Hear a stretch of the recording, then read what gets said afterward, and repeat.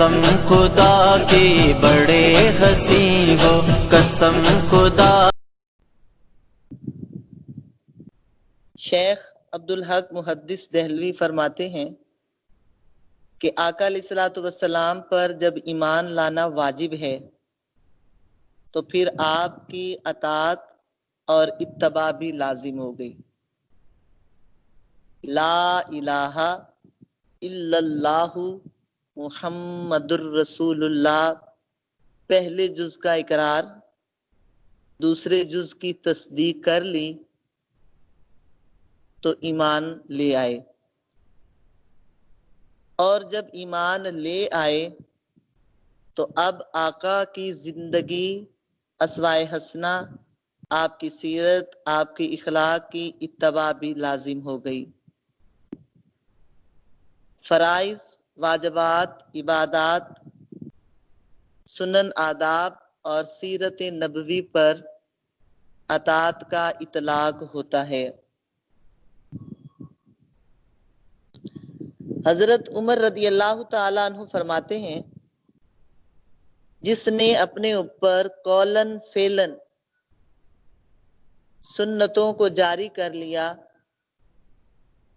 اس کی زبان سے جب بھی بات نکلے گی حکمت کی بات نکلے گی۔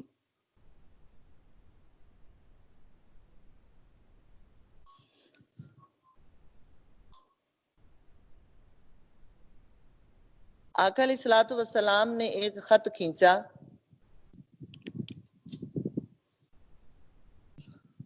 اور پھر اس کے بعد دائیں بائیں بھی کچھ خط کھینچے۔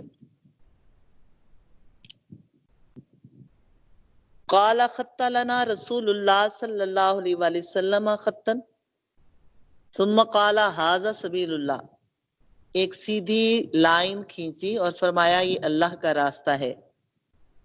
ثم خط خطوطا عن یمینہ وعن شمالہ، پھر دائیں بائیں کچھ خط، کچھ لائنیں کھینچی۔ وقال، اور فرمایا ھذہ سبل علی کل سبیل منہا، یہ دوسرے راستے ہیں۔ شیطان یدعو الیہ، اور ہر راستے پر شیطان بیٹھا بلا رہا ہے۔ وقرأ، اور پھر آپ نے قرآن پاک کی ایک آیت تلاوت فرمائی، ان ھذا صراطی مستقیما فاتبعوہ، بلا شبہ یہ میرا سیدھا راستہ ہے، اس کی پیروی کرو۔ یعنی آقا علیہ الصلوۃ والسلام کی سنت کا راستہ صراط مستقیم ہے۔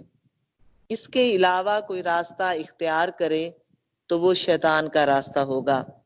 اس لیے صراط مستقیم پر رہنے کے لیے اتباع سنت، یعنی آقا کے پیچھے پیچھے چلنا، اور اطاعت سنت، آقا کے ہر حکم کے سامنے سر تسلیم خم کرنا بے حد ضروری ہے۔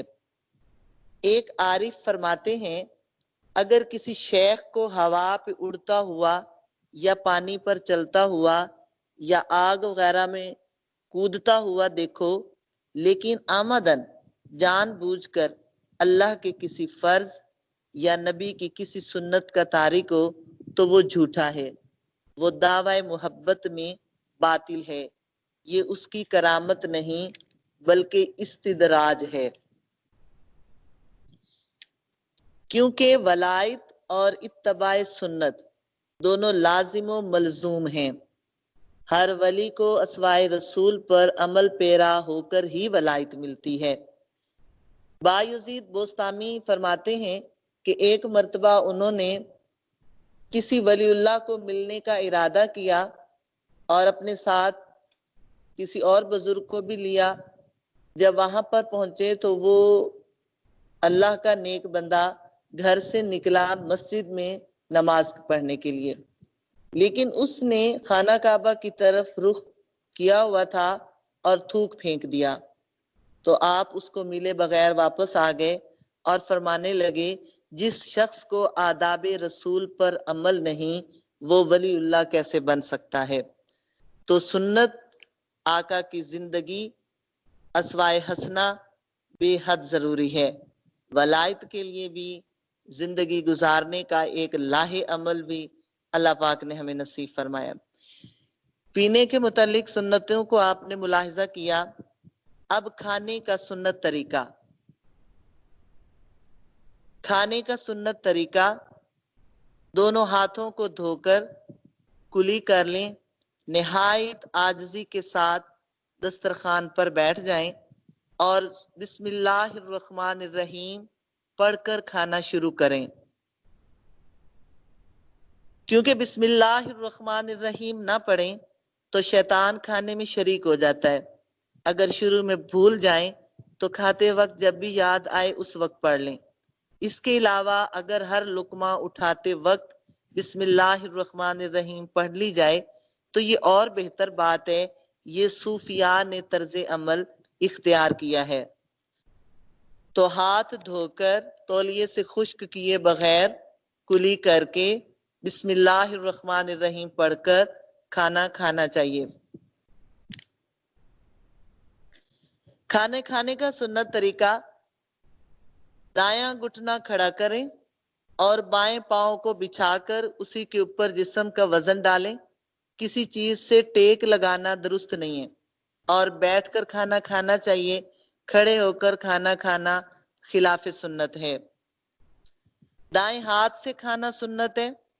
حضرت ابو ہریرہ سے روایت ہے، آقا علیہ الصلوۃ والسلام نے ارشاد فرمایا، مسلمان پر لازم ہے دائیں ہاتھ سے کھانا کھائے، دائیں ہاتھ سے پانی پیے، دائیں ہاتھ سے چیز کو دے لے اور دائیں ہاتھ سے ہی کوئی چیز پکڑے رکھے، کیونکہ شیطان بائیں ہاتھ سے کھاتا، بائیں ہاتھ سے پیتا، بائیں ہاتھ سے لیتا اور بائیں ہاتھ سے دیتا ہے۔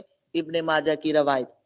کھانا کھانے سے پہلے نمک کھا لینا چاہیے اور کھانا شروع بھی نمک سے کریں اور ختم بھی نمک سے کریں۔ اس سے 70 بیماریوں سے شفا ملتی ہے، جن میں جذام، برس، درد حلق، درد دندان اور درد شکم شامل ہے۔ روٹی کی قدر کرنی چاہیے۔ دسترخوان پر روٹی آ جائے تو کھانا شروع کر لیں، سالن کا انتظار نہ کریں۔ ام المومنین حضرت عائشہ صدیقہ رضی اللہ عنہا فرماتی ہیں، ایک بار آقا علیہ الصلوۃ والسلام گھر میں تشریف لائے، روٹی کا ایک ٹکڑا زمین پر پڑا ہوا دیکھا۔ آقا علیہ الصلوۃ والسلام نے اٹھایا، پوچھ کر تناول فرمایا اور ارشاد فرمایا، اے عائشہ، اچھی چیز کا احترام کرو، کیونکہ یہ چیز یعنی روٹی کسی قوم سے بھاگے تو لوٹ کر نہیں آتی، اور شیطان ہر کام میں داخل ہوتا ہے، یہاں تک کہ کھانے میں بھی حاضر ہو جاتا ہے۔ لہٰذا لقمہ گر جائے اسے مٹی وغیرہ سے صاف کر کے شیطان کے لیے نہ چھوڑ دیں بلکہ اس کو کھا لیں، اور انگلیوں پر کھانا لگا ہو تو انگلیاں چاٹ لیں، کیونکہ معلوم نہیں کھانے کے کس حصے میں برکت ہے، یعنی انگلیوں کو چاٹنا بھی سنت ہے۔ برتن کو چاٹنا بھی سنت ہے کہ نہ جانے کس لقمے میں برکت ہے۔ کھانا ختم ہونے پر دعا مانگنا سنت ہے، الحمدللہ الذی اطعمنا وسقانا وجعلنا من المسلمین۔ ابو ہریرہ سے روایت ہے، کھانا کھا کر اللہ کا شکر ادا کرنے والا روزہ دار کی طرح ہوتا ہے۔ روزہ دار جو صبر کرنے والے کی طرح ہوتے ہیں، اسی طرح کھانا کھانے کے بعد شکر کرنے والا روزے دار کی طرح ہوتا ہے۔ ابن عمر رضی اللہ عنہ سے روایت ہے، آقا علیہ الصلوۃ والسلام نے ایک شخص کی بہت زیادہ کھانے کی وجہ سے ڈکار کی آواز سنی اور فرمایا، اپنی ڈکار کو کم کرو، یعنی تھوڑا کھایا کرو، اس لیے کہ قیامت کے دن سب سے بھوکا وہ ہوگا جو دنیا میں زیادہ کھاتا تھا۔ کھانا کھانے کے بعد پانی نہیں پینا چاہیے، یہ بھی سنت ہے۔ آقا علیہ الصلوۃ والسلام کھانا تناول فرمانے سے پہلے نوش فرماتے تھے پانی، یا کھانے کے درمیان پانی پیتے تھے۔ اہل طب کا کہنا ہے، کھانا کھانے سے پہلے پانی پینا گویا سونا ہے، درمیان میں پانی پینا گویا چاندی ہے، اور آخر میں پانی پینا گویا سیسا ہے، یعنی آپ نے اس کو ایک ایسی سخت چیز ڈال دی ہے کہ کھانا ہضم ہونے میں اب دیر لگ جائے گی۔ کھانا کھانے سے پہلے یا درمیان میں پانی پینا غذا کو ہضم کرنے میں معدے کا معاون بنتا ہے، جبکہ آخر میں پانی پینے سے معدے کے عمل میں نقص پیدا ہوتا ہے۔ اس لیے کھانا کھانے کے بعد پانی پینے سے گریز کرنا چاہیے۔ اگر کوئی مجبوری ہو، مثلا لقمہ رک گیا ہے، حلق میں اٹک گیا ہے، تو پانی پی سکتے ہیں، مگر کھانا ختم کرنے کے بعد پانی پینے کی عادت بنا لینا خلاف سنت ہے۔ برتن ڈھانپنا سنت ہے، برتنوں کو ڈھانپ کے سونا چاہیے۔ اور آقا علیہ الصلوۃ والسلام کی پسندیدہ خوراک روٹی، یعنی جو کی روٹی تناول فرمائی، کبھی کبھی گندم کی روٹی بھی تناول فرمائی، میدے کی روٹی تناول نہیں فرمائی۔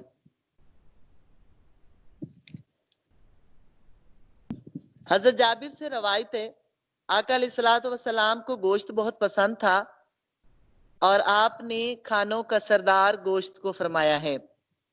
شوربے والا بھنا و گوشت شوق سے تناول فرمایا کرتے۔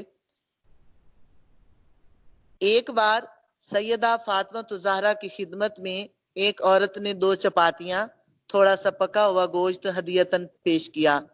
فاطمہ زہرا نے پیالے میں رکھ کر کسی چیز سے ڈھانپ دیا تاکہ تاجدار عرب و عجم محبوب کائنات محمد صلی اللہ علیہ وآلہ وسلم ابا جان تشریف لائیں گے تو ان کو پیش کروں گی۔ اور پھر پیغام بھیجا۔ آقا علیہ الصلوۃ والسلام تشریف لائے تو فاطمہ زہرا نے وہ پیالہ اٹھا کر دیکھا، وہ گوشت اور روٹی سے لبالب بھرا ہوا ہے۔ یہ دیکھ کر آپ حیران رہ گئیں اور سمجھ گئیں کہ اللہ پاک کی طرف سے برکت ہے۔ آقا علیہ الصلوۃ والسلام نے فرمایا، اے فاطمہ، تمہارے پاس یہ کہاں سے آیا؟ انہوں نے عرض کی، ہوا من عند اللہ ان اللہ یرزق من یشاء بغیر حساب، یہ اللہ کی طرف سے ہے، بے شک اللہ پاک جسے چاہتا ہے بغیر رزق عطا فرماتا ہے۔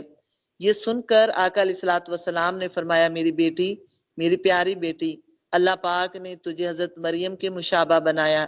ان کی بھی یہی کیفیت تھی، جب کوئی پوچھتا تھا کہ یہ شے کہاں سے آئی، یہ بے موسمی پھل کہاں سے آئے، تو وہ یہی جواب دیتی تھیں، ہوا من عند اللہ ان اللہ یرزق من یشاء بغیر حساب، یہ اللہ کی طرف سے ہے، بے شک اللہ تعالیٰ جسے چاہتا ہے بغیر حساب کتاب کے عطا فرماتا ہے۔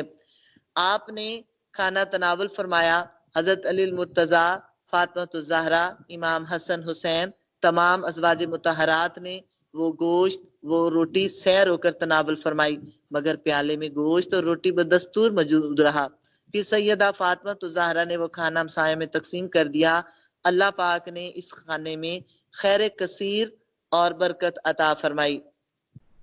آپ کو گوشت بھی پسند، مرغی کا گوشت بھی پسند، مچھلی بھی آپ نے پسند، خرگوش کا گوشت بھی آپ نے کھایا، اور اسی طرح گھی، مکھن، پنیر، کھجور، جو کا آٹا، روغن زیتون، سرکہ اور سورید، کدو اور کدید، یہ آپ تناول فرمایا کرتے۔